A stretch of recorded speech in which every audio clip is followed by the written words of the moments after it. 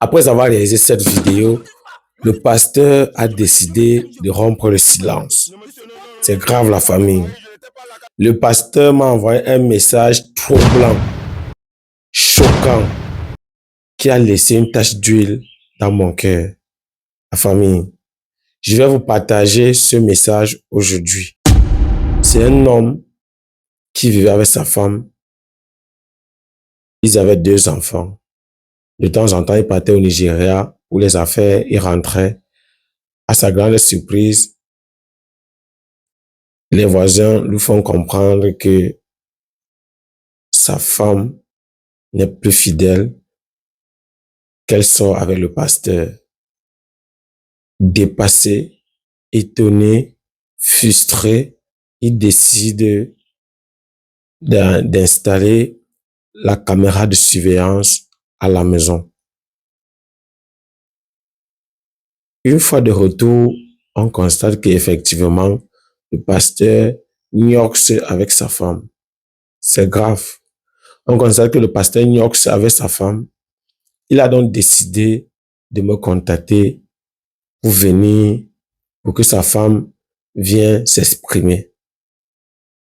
On découvre qu'effectivement, le pasteur a gnoxé, ou alors, passer le temps, a gnoxé sa femme. Voilà. Voilà la vie des pasteurs. Aujourd'hui, ce pasteur m'a envoyé un message très fort que je vais lire ici aujourd'hui. C'est grave la famille. Donnez votre point de vue dans l'espace commentaire. Partagez la vidéo parce que désormais, je ne suis pas camerounais, je suis africain. Et mon Afrique souffre avec plusieurs fléaux. Que ce soit le christianisme, que ce soit la pauvreté, que ce soit le Cameroun, l'Afrique en général souffre. La famille. C'est très grave. Donc, pour ceux qui n'ont pas vu la première vidéo, regardez rapidement la première vidéo. Voilà la première vidéo. Je suis proche pour ne pas te taper. Non, monsieur, non, pas là, ton mari, je n'étais Et pour pas ceux là. qui n'ont pas vu aussi la deuxième vidéo, Quand je te voilà la regarde, deuxième mon très cher, vidéo. tu as détruit un foyer. Quand mon chéri m'a dit qu'il m'invitait ici, je croyais qu'il Voilà. m'invitait peut-être me dire qu'il allait me faire une surprise, je ne sais quoi. Et pourtant, c'est toi qui as détruit mon foyer. Voilà. Et tu oses parler. Tu as dit vous, et après tu dis tu regrettes. Sache que je suis une mère. Tu as vu mon âge? Si je ne courais pas trop, je devais avoir un enfant de ton âge. D'accord? Heureusement que tu cours. D'accord? Heureusement que tu Donc, cours. Quand il le faut temps me que tu respecter. courais là. Je vais vous faire écouter le message du pasteur. Brisco, bonsoir. Je t'écris parce que depuis la diffusion de ta vidéo, mon nom circule partout et beaucoup parlent sans connaître toute la vérité. Je veux être clair. Ce qui s'est passé ne relève pas d'un simple scandale, comme certains veulent le faire croire.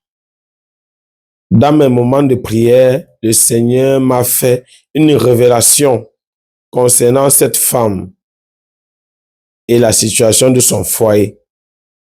J'ai agi selon ce que j'ai compris spirituellement. Même si aujourd'hui, cela choque l'opinion. La femme peut témoigner que je lui ai parlé de l'infidélité supposée de son mari lors de ses voyages au Nigeria. Je n'ai rien inventé pour diviser un couple. Ce sont des choses qui m'ont été révélées et confirmées à travers nos échanges et mes prières. Concernant les accusations sur notre relation intime, je sais que beaucoup se moquent et jugent sans chercher à comprendre. Mais je refuse d'être présenté comme un monstre ou un manipulateur. Chacun doit assumer sa part de vérité. Je précise aussi une chose. Pendant que le mari voyageait, c'est moi qui apportais un soutien matériel et financier à cette maison. Mais aujourd'hui, on découvre que pour acheter des caméras de surveillance, l'argent était finalement disponible. Donc, il se moque déjà même du papa. Cela fait réfléchir. Je n'ai rien à cacher. Si tu le souhaites, je suis prêt à venir en face de toi, m'asseoir devant la caméra et répondre à toutes les questions sans filtre. Le public mérite d'entendre ma version, pas seulement une seule. Que chacun écoute, analyse et juge avec discernement. La vérité ne se cache pas éternellement. Voilà le message du pasteur. Voilà le message que le pasteur m'a envoyé. Il souhaite que je l'invite. Il est prêt pour un débat. Il pense répondre à mes questions. Il n'y a pas de problème. Je vous le promets. Je pense que il est temps pour que l'Afrique se réveille. Ce n'est plus le problème de Monsieur Richard. Ce n'est plus seulement son foyer, parce qu'il y a plusieurs foyers qui se sont brisés, qui sont aujourd'hui, autant pour moi, qui sont détruits à cause des faux pasteurs. Je vous assure. Il y a des pasteurs qui passent le temps à gnoxer les fidèles. Ce n'est pas bien, la famille. Ce n'est pas bien. Ce n'est pas bien. Où va l'Afrique? Nous avons besoin des gens pour évoluer. Hier, c'était l'impérialisme. Aujourd'hui, on se rend compte que c'est nos propres frères mêmes qui sont le problème. C'est nos propres frères mêmes. Il y en a qui partent à l'église. Tu ne salues pas ton voisin. Tu ne salues pas tes amis. Tu ne salues pas ta famille. Mais tu penses qu'en allant à l'église, c'est la solution. Alors qu'autour de toi, c'est la haine. Je dis non. Chacun a sa responsabilité. Ne pense pas qu'en partant donner la dîme, ou c'est 15%, que c'est ça qui serait la solution de tes problèmes. Non. Si tu n'arranges pas ton cœur, voilà décembre, nous tendons déjà vers le 2026. Si tu n'arranges pas ton cœur, si tu ne nettoies pas ton cœur, sache que ce qui arrive va plutôt t'étonner. Ce même pasteur qui passe le temps à gnoxer ses fidèles et qui pense qu'il peut venir devant les caméras, devant moi, répondre à mes questions. De toute façon, je ne me vante pas, mais je sais que je suis prêt. Et j'espère que il ne serait pas ridicule devant mes questions. Parce que je suis prêt. Je ne me vante pas, je dis encore, je suis prêt. Et tenez-vous tranquille, ce débat aura lieu. S'il a pris le courage d'écrire, il a pris le courage de dire que c'est lui qui est rationnel, il a pris le courage de dire que c'est pas une révélation, il a eu une révélation. Une prophétie, ils appellent ça la prophétie. De New York, c'est la femme de quelqu'un. Je ne comprends pas. Donc, en fait, ce qu'ils appellent souvent prophétie, ils essaient un peu de mystifier souvent ça. J'ai eu une prophétie, une révélation, des gros mots. Et enfin, ils chutent. J'ai eu une révélation, une prophétie. De New York, c'est la femme de quelqu'un. De toute façon, regardez un peu la vidéo aussi. Un pasteur rapport gentil d'ici. Voilà son ami. Un massage à une jeune fille. Il a aussi gnoxé un enfant et une fille de 18 ans. Écoutez bien, regardez la vidéo. Il raconte que l'huile d'onction l'a poussé à partir en profondeur avec sa fidèle de 18 ans qui était vierge. Je vais vous mettre la vidéo. Mais ce qui va quand même scotcher, c'est la phrase qui dit que j'ai mis mon bataza, mais je n'ai pas mis en profondeur. C'est-à-dire que les pasteurs gabonais, ouais, écoutez donc, n'hésitez pas à donner ton avis en commentaire. Je voulais faire le massage d'eau l'onction, c'est là où les choses ont commencé. Qu'est-ce qui a commencé? Vas-y, explique. Quand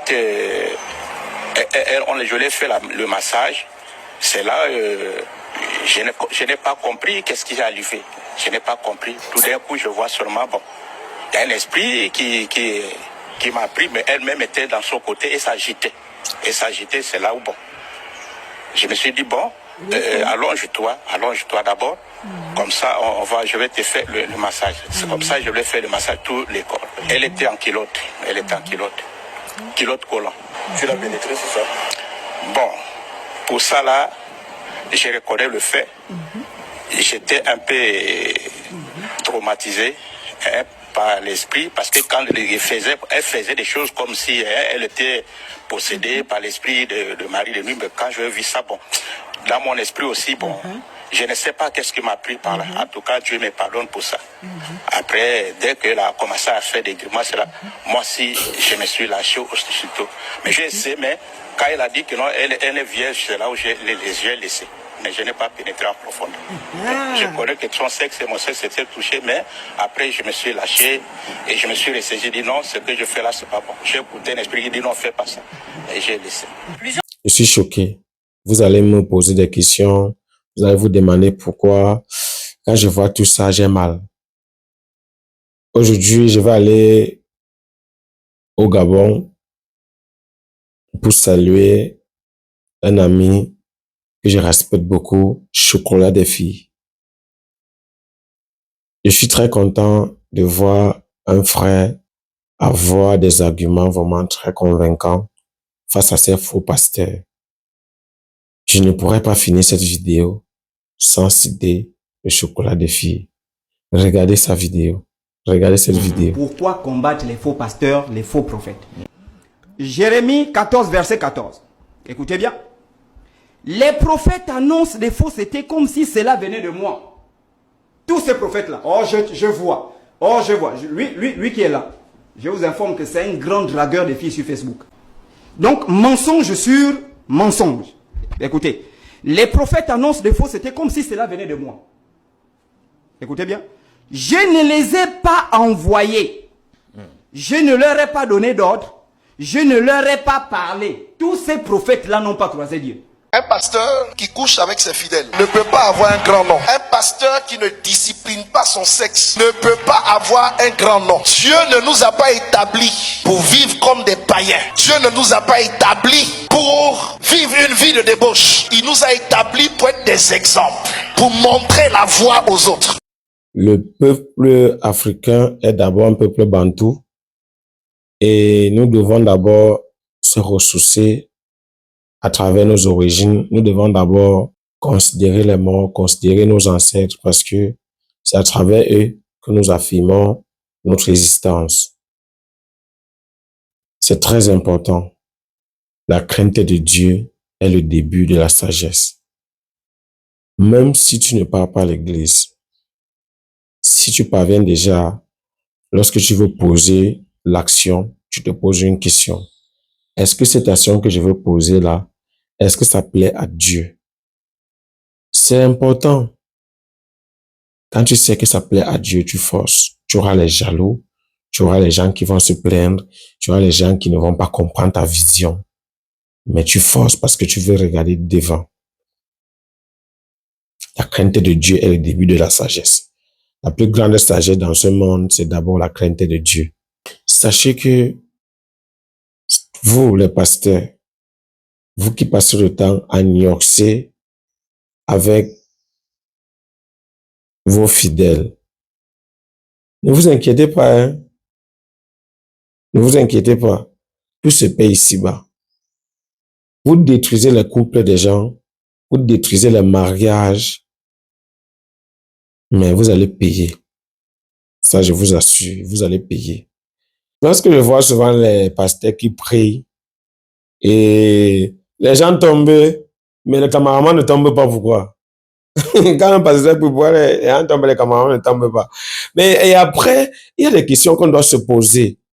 Il y a plusieurs églises réveillées. Il y a plusieurs pasteurs. Mais on souffre toujours.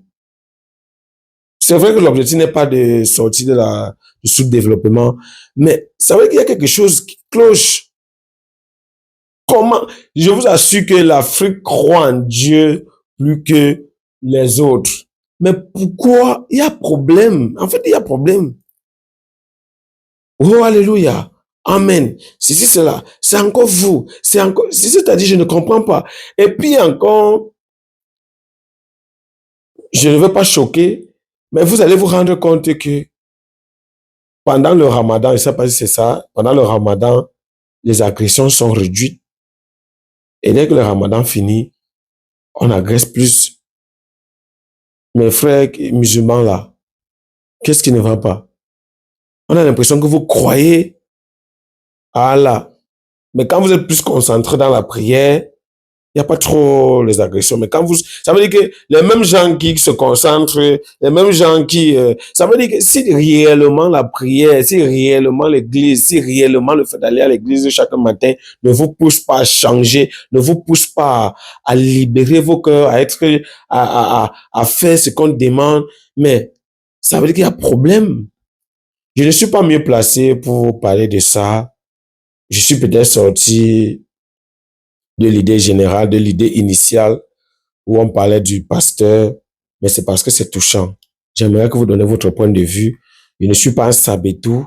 Ce n'est pas tout ce que je vais dire ici que vous allez, je donne juste mon point de vue. Voilà. Et vous pouvez m'appeler sur le numéro plus 237 688 00 64 18. Si vous pensez que ce que vous allez dire peut sauver les gens, peut sauver les Africains, par rapport à ce pasteur qui m'a appelé, par rapport à ce message qu'il m'a envoyé, par rapport à l'histoire de ce monsieur Bénard, vous appelez, vous prenez rendez-vous avec moi, je vais brancher la caméra, on va discuter en direct. En fait, vous allez parler en direct et je vais publier. Donc, si tu penses que tu as quelque chose à dire par rapport au test de fidélité, par rapport à tout ce que j'ai fait, par rapport au pasteur, par rapport à tout de manière globale, appelle-moi au plus 237 688 00 64 18. Laisse-moi un message et dis-moi que tu aimerais dire quelque chose par rapport à tout ça. Je vais brancher la caméra, je vais t'appeler directement et on va causer. Tu dis ce que tu as dit. Tu vas te présenter, tu vas dire ça fait combien de temps tu regardes mes vidéos, qu'est-ce qui te plaît, qu'est-ce que tu as dit, c'est la fin d'année. Essaye un peu de nous dire, apportez votre point de vue. Si tu penses que tu peux dire quelque chose qui peut changer l'humain, qui peut changer l'humanité, c'est le moment. C'est le moment. Nous devons tout faire parce que si quelque chose se passe et que tu te tais, ça veut dire que tu es coupable. Aujourd'hui, l'Afrique a besoin des gens qui ne pleurent pas. Je fais allusion au président burkinabé Ibrahim Traoré. On ne doit plus pleurer. Le temps de pleurer est passé. C'est le temps d'action. Si tu penses que tu as quelque chose à dire et qui peut changer le cœur d'une personne, qui peut changer la façon de penser positivement, voilà le moment. Contacte-nous sur le plus 237 688 00 64 18. Laisse un message, dis que tu aimerais parler. Les gens qui m'écrivent, ils disent bonsoir, Coco, bonsoir, bro, bonsoir, gars, comment tu vas? Non. Quand tu écris le premier message, on doit savoir ce que tu veux. Fais un message simple, ou alors tu fais un voix simple, tu dis, Brisco, j'ai regardé ta vidéo comme ça, j'aimerais donner mon point de vue par rapport à, j'aimerais peut-être t'apprécier depuis que tu fais des vidéos. J'ai les défauts. Il y a des choses que je fais que j'aimerais améliorer. Nous tendons déjà vers 2026. Dites les choses, même si c'est des remarques que vous faites, dites-moi dans l'espace commentaire, il n'y a pas de problème. L'homme qui ne veut pas changer, c'est l'animal. Voilà. Lorsque vous avez des choses à dire, désormais, Brisco, Micro Trottoir 237, c'est votre produit. Vous m'avez fabriqué à votre niveau. Je fais l'effort désormais de vous montrer ce que vous aimez, ce que vous voulez. Parfois, je ne fais pas ce que je veux. Mais étant donné que je vais être en communion avec vous, je vais être plus proche. C'est pour ça que je lis tous les commentaires. Je dis, je lis tous les commentaires. Même si je ne like pas, même si je ne commente pas. Et je vous ai promis que désormais, le premier commentaire dans toutes mes vidéos, lorsque je poste la vidéo, le premier commentaire est épinglé.